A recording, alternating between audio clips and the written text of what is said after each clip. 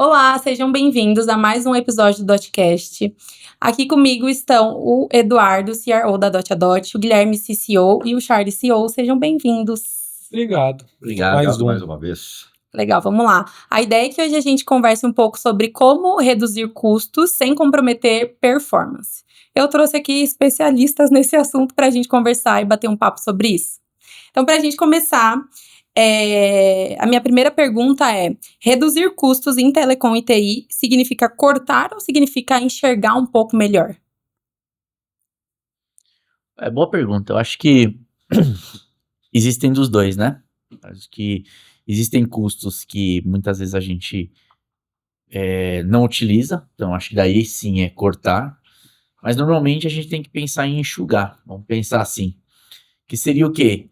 É a gente entender o que a gente não precisa sem comprometer a essência do negócio. Ou seja, eu vou economizar com um fornecedor, mas que não me dá um suporte, com SLA maior, que tem interrupções, é diferente. Então, assim, você acaba pensando em economizar só no dinheiro, mas daí você começa a pensar em outras coisas. O que você vai gastar com o seu suporte? Qual que é o custo intangível da sua filial, do seu escritório fora, né? Então, eu acho que daí vem outros custos aí que talvez muitas pessoas, na verdade, não enxergam, e aí tenta enxugar num único número. Legal. Se eu fosse acrescentar o que o Edu comentou, muito do viés de telecom que a gente nota hoje é manter ou reduzir o custo e ter mais, né? É o que o cliente busca sempre. Eu acho que o próprio mercado enviesou todo mundo a seguir essa linha de raciocínio ano após ano, né? É como eu consigo captar mais minimamente pelo mesmo custo ou reduzindo. E num mercado tão competitivo como esse, onde, poxa, você vê o Brasil, que é o país que tem mais fornecedores de internet no mundo, e a internet agora, ou a conectividade, se torna necessidade básica, né? Parece que teve uma predominância em sempre querer reduzir custo e esquecer um pouco o tanto que isso afeta a operação e abrir mão, inclusive, até da qualidade, ficar só olhando custo, custo, custo. O que eu entendo que é um raciocínio errôneo por parte do comprador em olhar só custo, custo, custo e acabar abrindo mão do restante, né? O tanto que isso pode impactar a operação dele, né? Eu entendo que sempre a empresa que vai tomar uma decisão, obviamente, ele tem que negociar, tem que reduzir custo, é papel dele fazer isso, para a empresa ficar mais saudável, mas desde que isso não afete a operação. Na hora que afeta a atividade fim da operação, aí ele vai começar a ter um problema. Isso, ao invés de reduzir custo, vai gerar prejuízo, né? E aí o jogo vira. Então, se ele não souber capitalizar isso e entender essa linha de raciocínio para tomar a decisão, ele pode estar tomando decisões erradas na hora de executar qualquer ação de redução de custo. Porque se a gente for aprofundar isso mais, o custo deveria estar aumentando nesse sentido, porque a energia elétrica aumenta, o salário mínimo aumenta, tudo aumenta, o valor do imóvel, do aluguel do imóvel aumenta, e por que o custo de equipamento, o dólar está subindo, então o equipamento fica mais caro? Por que só a telecom toma aí a conectividade está reduzindo o custo? Isso alguma hora tem um limite e a gente tem que entender que isso tem que chegar num limite saudável. E na hora que sair desse limite saudável, tem que gerar um ponto de atenção. Porra, tá muito barato. Por que tá muito barato? Eu posso estar indo na contramão do que minha operação necessita, né? Se você pega hipermercados aí, e a gente tem cases de cliente com isso, que um custo de operação parada num hipermercado, por conta da falta da conectividade, gera um prejuízo por hora de R$100.000. Porra, então, se eu pagar uma conectividade dedicada aqui, que vai me custar X mil reais o mês, sai barato. Sim. Eu ter uma conectividade robusta, que consequentemente é mais cara, mas me evita esse prejuízo de R$100.000 hora no mês. E juntando um pouco o que os dois falaram, para mim eu penso muito na melhora de performance. Então, lá atrás, em 2010, 11, quando surgiu o SD-WAN, por exemplo, então o SD-WAN surgiu quebrando uma barreira que é justamente essa que o Gui comentou. Então, lá atrás existiam redes bem segmentadas. Então, você tinha uma rede que era uma rede GPON, focada para um atendimento B2C, que era uma coisa, que é o banda larga, o famoso banda larga que a gente conhece. Depois você tinha uma rede totalmente apartada, que era para MPLS, dedicado, LAN to LAN, entregando outro tipo de serviço. Quando o hardware chegou, o SD-WAN, ele chegou unindo tudo. Então ele tirou essa segmentação um pouco de rede, embora nos backbone. Hoje, atualmente, eu acho que parou muito com essa segmentação, mas até alguns anos atrás eram muito bem segmentados. Quando o SD-WAN chegou para melhorar a performance, e naturalmente isso impacta na redução de custo, ele chegou desmistificando isso. Então, assim, ele juntou a banda larga, juntou o IP dedicado, juntou o MPLS, juntou tudo dentro de uma caixa e entregando uma solução única para o cliente. Então, foi difícil. Eu lembro que eu comecei a trabalhar com SD-WAN em 2014, mais ou menos. E era... Quando você chegava, mostrava a solução para o cliente falava assim, que é isso? Tipo, não, eu não vou... É justamente isso que o Gui falou do hipermercado, o exemplo que ele deu. A minha operação ela é criteriosa, então assim, eu não posso colocar isso em 2 banda larga e um dedicado, por exemplo, porque é 100 mil que para. Consequentemente, isso a hora que alastrou, hoje, quando você fala em SD-WAN, todas as empresas falam, pô, legal, eu gosto, mas demorou muito para isso vir à tona. E impacta muito, então por isso eu penso muito em performance, porque você consegue performar tendo uma redução de custo, desde que você saiba implantar. Então não adianta você pegar e falar assim, legal, vou trocar tudo aqui, meu parque de MPLS, link dedicado LAN to LAN, e vou colocar banda larga aqui, vou colocar um monte de SIM card 5G e vai funcionar. Não vai. Então assim, você tem que pensar muito. Então não é só a redução de custo, é performance para mim. Então é você entender a criteriosidade da sua operação e trabalhar com as ferramentas que você tem de mercado. Consequentemente, muitas vezes você consegue ter uma redução de custos significativa nisso. Mas, na minha visão, é isso. É melhora de performance.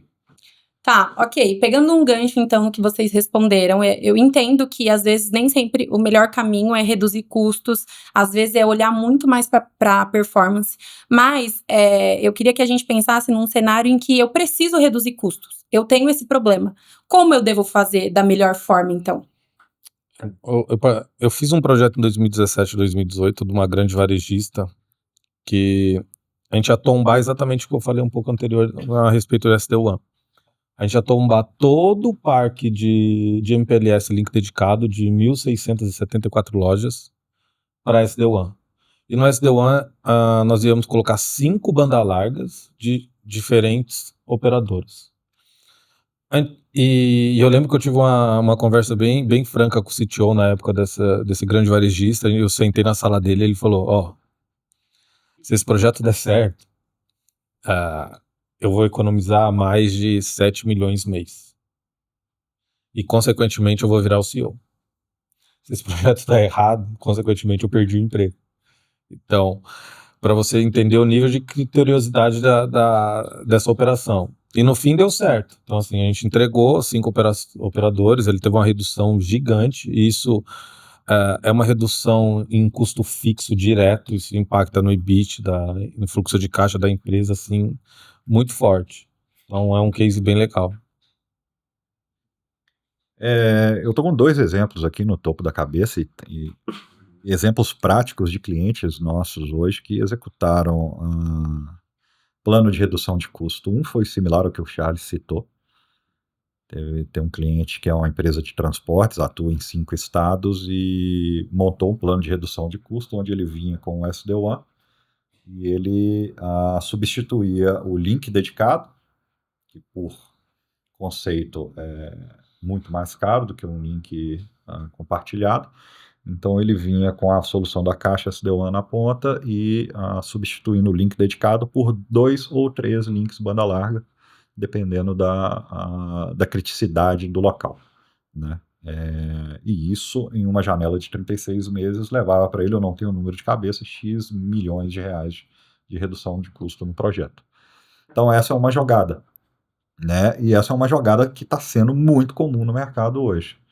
A qualidade do banda larga melhorou muito a nível de conectividade, né? As redes estão mais estáveis, estão sofrendo menos intermitência, os backbones estão mais robustos, mais de 90% do país já está com fibra ótica em todo canto.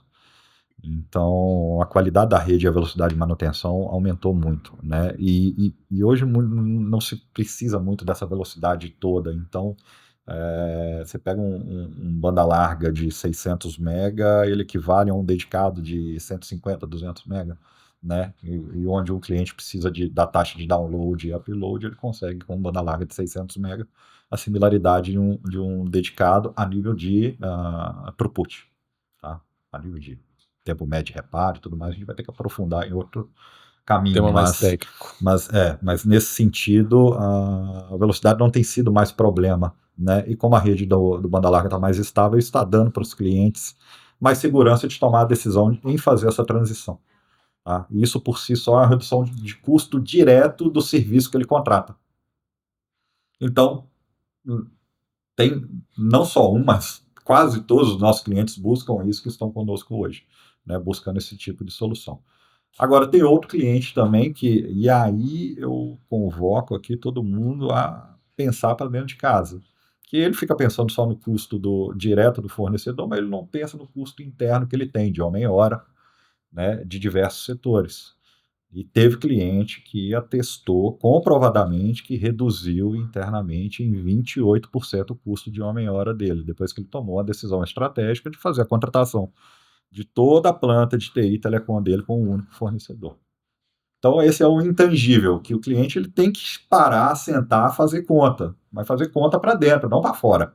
Exato. Tá? E isso existe, essa redução é palpável. É só parar para sentar. Porque às vezes você está espremendo o fornecedor a ponto de que ele não consegue chegar e nem sempre é o melhor caminho, porque pode ser que isso gere até um estresse no relacionamento com o fornecedor e o estresse de você concluir que esse fornecedor não quer reduzir, você vai trocar o fornecedor e aí é todo aquele trâmite de troca de fornecedor que é uma dor de cabeça.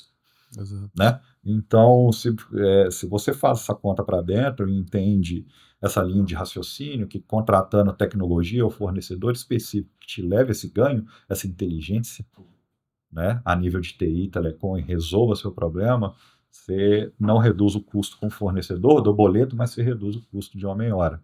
E aí você pode fazer um universo de coisas. Né? Você pode tirar a sua equipe para não precisar mais trabalhar nesse projeto e trabalhar em outros projetos que você precisa tirar da linha, do pipeline para entregar. Né? Então, eu entendo que quando a gente oferta TI e telecom, a empresa tem que entender, essa é a minha atividade fim, eu cuidar de telecom, eu ficar abrindo chamada em fornecedor, porque o link da minha farmácia, do meu supermercado caiu. Final de semana, meu analista de TI, meu gerente de TI tem que ficar abrindo chamado com o NOC, sendo acionado, pagando adicional, né, de final de semana, adicional noturno, para ficar resolvendo esse tipo de problema. Cara, sua atividade fim na farmácia é vender remédio, vender qualquer que seja outra coisa. Então, sua equipe de TI deveria estar alocada em como que eu vou trabalhar para potencializar as vendas do meu produto, como que eu vou trabalhar no e-commerce e não ficar cuidando de uptime de link numa drogaria específica porque caiu um banda larga. Então você consegue alocar quando você contrata com inteligência o fornecedor parceiro desse tipo de serviço de conectividade, de SD-WAN e afins, você libera a sua equipe para poder focar no seu core business. Que não é cuidar de telecom, é vender remédio. Um banco é emprestar dinheiro. Tá, o banco realmente tem que ter um senso mais crítico com segurança, óbvio. Mas eu acredito que tenha sido clara aqui a linha de raciocínio onde a gente quer chegar. Né? E até, só complementando, aí eu já passo a palavra para o Edu, é que custo é muito relativo. Quando essa pergunta tipo, redução de custo. É que muitas vezes ela é intangível, vou colocar dessa forma, porque a gente tem um cliente, por exemplo, que uma das dores dele era que ele não conseguia monitorar circuito, por exemplo. ou uma operadora X só conseguia monitorar os circuitos da mesma operadora. E ele ficava no limbo das outras. Então, assim, ele tinha um parque com N circuitos, então ele conseguia monitorar 10 e os outros 100 ele não conseguia ver. A gente fez um trabalho de monitoramento para ele, a gente gerou um custo para ele, que ele não tinha, mas um custo era pequeno. Mas é o que o Gui falou no começo. Qual é o impacto dele? Agora, ele tem um custo, ok, dessas outras 100 lojas, mas qual era o impacto antes de ele ficar 3, 4 horas no escuro, sem saber o que está acontecendo? Que é algo que hoje ele não tem mais. Então, assim, às vezes o custo cria um benefício para ele também. Sim. Essa questão de custo é uma coisa bem difícil, né? Tem que ser muito bem pensada, como o Guilherme falou. Porque, no final, o custo ele é inimigo da qualidade, né? Quanto mais você aperta, quanto mais você quer diminuir o valor do negócio, acaba perdendo um pouco da qualidade. Não tem jeito, não é mágica, né? Um é versus o outro. Mas, e é muito inteligente isso, a forma de você conseguir reduzir esses custos. Por exemplo, nesse caso que o Charles falou, ele tinha uma licença de uma plataforma que ele pagava $5.000 mês. Entendeu? Hoje, o que ele paga pra gente é muito semelhante a gente gerenciar, monitorar com proatividade todos os circuitos dele. Entendeu? Sim. Abrindo chamado em APIs com o sistema direto dele. Então, assim, acabou a ligação para um fornecedor. Então, caiu, vou ligar para a Dot. Não tem. A Dot, inclusive, já abriu o chamado dizendo para ele assim, ó, já tem um chamado aberto, já estou verificando, já estou correndo atrás. A Dot já ligou numa farmácia e já ligou lá e falou assim, viu, tem energia aí? Tem? Não, então beleza. A gente usa um sistema aqui de realidade aumentada, então a gente já faz uma primeira análise, então a gente já entendeu, mas espera aí, o modem tá com uma luz vermelha de loss, então rompeu fibra, tem que mandar o técnico a campo. Então a gente já faz todo um filtro que sim, acaba no final saindo o a mais, né, que a gente tá falando que às vezes a gente não consegue chegar no mesmo preço de muitos concorrentes, mas o que a gente entrega a mais acaba sendo muito mais barato do que somente conectividade. Por isso que a gente tem que focar muito em não falar apenas de conectividade, né, que a gente entrega uma gama de serviços. E com isso, ele acabou reduzindo o custo dele, mantendo o orçamento, mas trazendo, sim, muito mais eficiência para a operação. Que aí aumenta a receita, né? Então, assim, acabou sendo uma redução de custo, entre aspas. Bom, ok. Então, direcionando um pouco o nosso bate-papo, ainda falando sobre preço, a minha pergunta é o seguinte, por que optar quase sempre por preço vai sair mais caro no fim das contas? É difícil, porque o que acontece? É aquilo que a gente está falando aqui desde o começo, né? A gente consegue fazer uma RFP e optar por X operadoras concorrentes, né, que nós temos de circuito. Quando você cai para uma, vamos dizer assim, para uma empresa, uma operadora tradicional, o que vai acontecer? Você vai ser mais um, né? Quando você já fala assim, mas eu sou mais um, ou seja, você já não tem prioridade em nada, né? E aí você vai ficar lá no atendimento, 1 hora, 2 horas. Então, já virou um problema. Então, se você já perdeu 1 hora, às vezes, para conseguir abrir o chamado, e aí quando você cai na abertura do chamado, o atendente fala assim, você já reiniciou o modem? Você já fez, sei lá o quê? Então, assim, não vai para resolução. Então, você perde mais ali 15 minutos explicando pro cara já, por exemplo, esses dias eu passei por uma dificuldade muito grande, na casa da minha mãe, a TV dela é via satélite, né, então, não vou falar o nome da empresa, mas Já falou, né? eu fiquei 40 minutos tentando conversar com a IA falava pra mim assim, você já fez o procedimento de reiniciar? Já retirou o chip? Já colocou?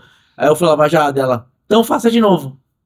E aí, desligava a linha. Aí eu tinha que começar de novo, todo o procedimento. E aí eu descobri que se eu não clicasse em nada, depois de uns 20, 30 segundos no mudo, sem eu clicar em nada, porque eu tava tão nervoso, aparecia ou digite 9 para falar com o nosso atendente. Aí eu falei com o cara, daí ele falou: senhor, você pode fazer isso, isso, isso? Eu falei, mas eu já fiz centenas de vezes. Ele falou assim, mas se você não fizer e eu não perceber aqui, não libera o meu sistema para eu começar a te atender. Então, de novo, reiniciei o modem, fiz tudo de novo. Aí ele falou, agora liberou meu sistema. Então, assim, às vezes,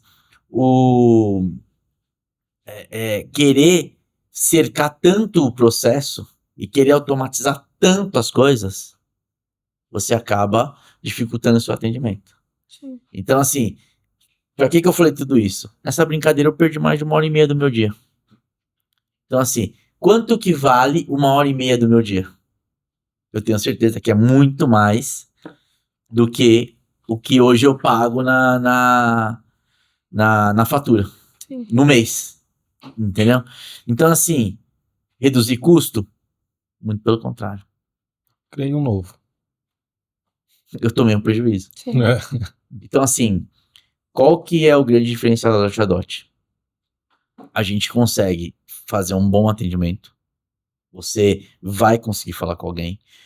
Além disso, a gente já faz um atendimento totalmente personalizado e humanizado. E aí o que acontece? A gente tem automações, claro, a gente tem IA no nosso nível 1. Isso é fato, eu preciso, até para eu não ficar para trás. Mas o diferencial é, antes do cliente abrir chamado, eu já sei que já tem um chamado aberto para ele. Então, a gente agora está implantando, inclusive, que o que vai acontecer? A gente vai falar para o cliente. Olha, seu cliente, se você está ligando para falar sobre o circuito 1, 2, 3, a gente já tem um chamado aberto. Assim. O que é isso? O cliente assistente fala assim, existe alguém cuidando para mim. Sim. Entendeu? E ganhamos tempo, ganhamos perda de dinheiro, né? Vamos colocar assim. Né? Paramos de perder dinheiro com atendimento. Ok. Nesse ponto eu teria que puxar um ponto muito para a centralização dos serviços. E aí, obviamente que clientes que se identificam com esse tipo de perfil de negócio, que é o cliente que tem abrangência nacional e provavelmente não consegue fechar ou contratar um fornecedor para atender tudo, né? Ele tem que começar a entender que ele pode estar caindo numa jogatina de despesa operacional muito alta para poder administrar diversos fornecedores. Essa era a minha próxima pergunta. Qual o perigo de ter múltiplos fornecedores sem uma gestão centralizada? Já responde as duas. Talvez eu responda as duas, então, porque eu vou ter que puxar o gancho para o cliente que só olha custo. Perfeito. Naturalmente, se ele contratar direto o fornecedor e é um cliente grande que está em vários estados, ele vai pegar o fornecedor que tiver melhor custo em cada estado e vai fechar ali. Mas se ele tem uma planta muito grande, ele vai ter que contratar muitos fornecedores. Né? A gente tem clientes aqui que estão presentes em todos os estados do Brasil, tem mais de 7 mil circuitos que tem 500 fornecedores. Então, são 500 contratos para serem fechados, são 500 faturas para serem validadas todo mês, e faturas que chegam em datas quebradas, cada dia do mês chega 5, 10, 20 faturas, então ele tem que parar todo dia para ir validando isso. São 500 serviços de atendimento NOC 0800 para entrar em contato. Então, caiu um link lá no Amazonas de uma unidade dele. Ele vai ter que entender quem que me atende ali para poder entrar em contato. E não tem nada padronizado, porque são 500 fornecedores, cada um atende de um jeito. Um só vai atender em horário comercial, o outro só via o WhatsApp. Né? Então, isso gera uma carga de estresse na operação interna do comprador, o qual ele vai ter que montar um time administrativo para poder lidar com toda essa falta de padronização e esse quantitativo de fornecedor. Isso tem custo para ele. Ele está economizando lá na ponta, Sim. no boleto, mas ele está gastando aqui atrás para manter isso tudo funcionando. Adicionando ainda o prazo de pagamento, né? Cada um É, tem o seu. Cada um tem o seu. Aí a gente vai entrar realmente na dinâmica de TI e telecom, né? Pô, o cliente não pagou um boleto de R$100 lá, no dia seguinte já está cortado o serviço dele. Tá? E não é, muitas das vezes não é falta de dinheiro, é processo. Sim. Né? E não é todo o fornecedor que está adequado a aceitar esse processo. Né? Então, na hora que ele culmina esses 500 fornecedores em um só, ele evita todo esse transtorno dessa cadeia operacional, de administrativo e financeiro, para validar a nota, de jurídico, para ficar olhando o contrato, cancelando o contrato e tudo mais, validando o contrato, e de equipe de TI mesmo, para ficar administrando 500 fornecedores, para ficar abrindo chamado operacional, porque conectividade de site X caiu, parará, pororô. Então, de fato, ele economiza no boleto, porque parece que é o número que está na frente de todo mundo, é um número palpável, mas ele esquece de fazer a conta do quanto que ele está gastando atrás. Então, mesmo que ele gaste o mesmo tanto, ou seja, se ele contratar um fornecedor só para fazer toda essa gestão, e essa conta na frente ele está gastando mais, só que ele está economizando atrás, essa conta feche, no mínimo a dor de cabeça ele não vai ter. Isso também tem seu valor, de não ter essa dor de cabeça. Para o cara poder não precisar ficar preocupando com isso, com a telecom, com a conectividade, com a TI, com a segurança e tal. E aí olhar outros projetos. Quem não quer crescer dentro da empresa? Ele não vai crescer dentro da empresa fazendo a mesma coisa. Sim. Ele tem que galgar outras atividades ali para poder dar outros entregáveis para a companhia, para ir trazer resultado em outras linhas e aí crescer. Né? Então, essa conta tem que ser feita e totalmente desfavorável olhar só o custo na frente ali do boleto. Ok, indo então para o nosso último bloco, a minha última pergunta é a seguinte: como nasce uma infraestrutura ineficiente? Olhando para essas questões de custo, que estamos falando de sem eficiência, né? Pensar mais em custo do que eficiência, começa por aí, a gente tentar reduzir cada vez mais o custo, não fazer um planejamento adequado. Então, primeiro você tem que entender qual que é o seu projeto, tem que entender o que daria para colocar. Não estou falando para você colocar as melhores marcas, não, mas você tem que entender as features dos equipamentos que você vai colocar.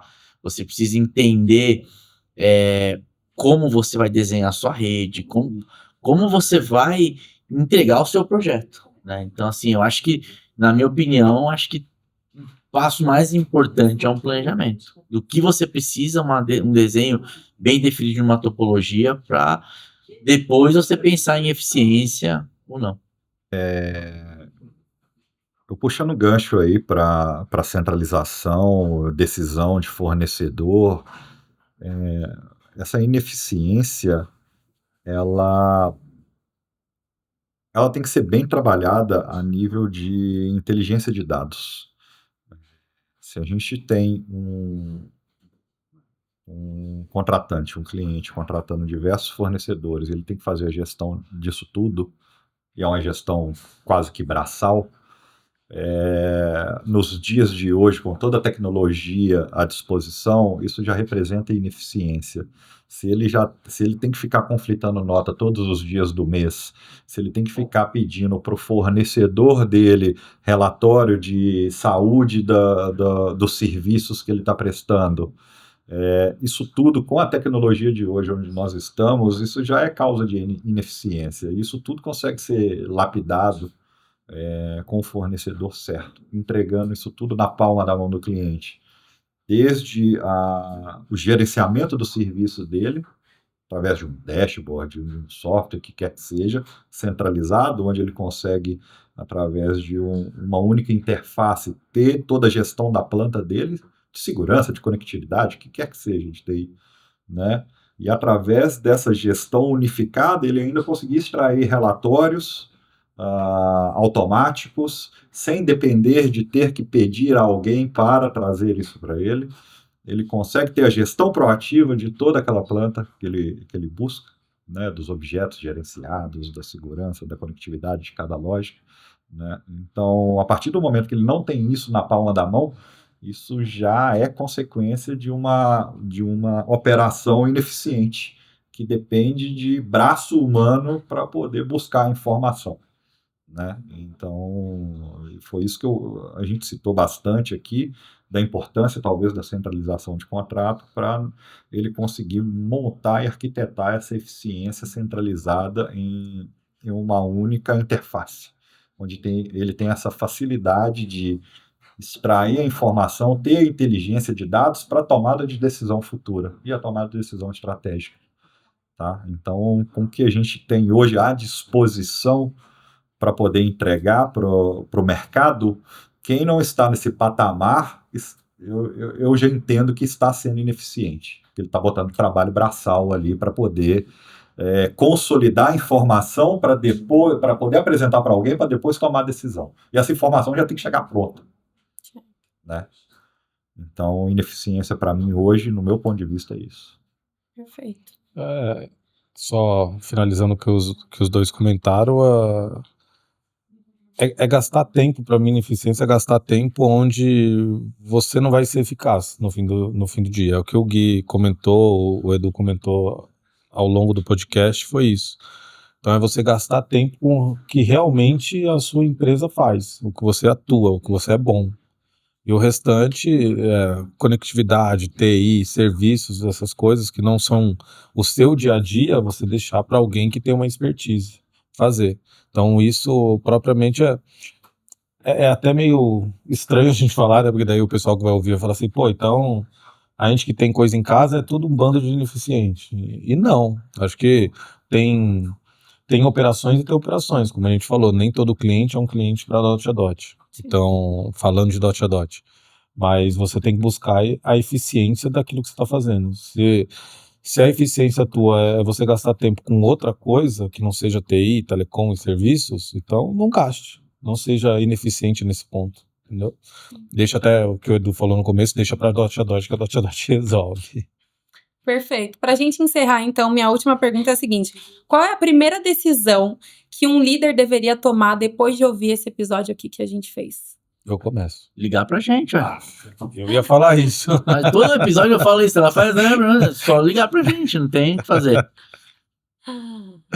Eu entendo que um líder de TI, né, no caso, ou um decisor estratégico de negócio, ele tem que olhar para dentro de casa e ver se ele está vivendo um caos ou não. E se ele estiver vivendo um caos, onde ele pode otimizar um lado para liberar o outro lado para formatar mais negócios, ele deveria rever contratos, fornecedores, e aplicar mais inteligência no modelo de negócio dele, para aliviar tempo, para aliviar dinheiro, direto ou indiretamente, gastos, né? Custo, direto e indireto, e conseguir tomar decisões estratégicas e sair do operacional, do tático. Perfeito. O meu fechamento eu queria que o Gui desse, porque eu queria que ele usasse a frase que ele usou na semana passada, que estava muito na cabeça dele e eu esqueci a frase. Eu falei essa frase no Petit Comité, né? Putz, eu não A do lembro caos. agora. Desde que a gente Esqueci, cara. deixa a gente transformar o caos da sua telecom em inteligência. É isso aí. É algo assim. Sabe? Era isso. É caótico, mas assim, estende para TI também, para segurança, para cloud, para gerenciamento em geral. Boa, perfeito. Mais alguma coisa a acrescentar? Só isso. Então, ok. Muito obrigada a você que assistiu até aqui. Na descrição do vídeo, a gente liberou para vocês, especialmente, um e-book sobre como reduzir custos sem perder performance. Então, clica aí no link, acessa, que você vai ter todo esse conteúdo na íntegra para você acompanhar e poder aplicar na sua operação também. Obrigada e até o próximo episódio.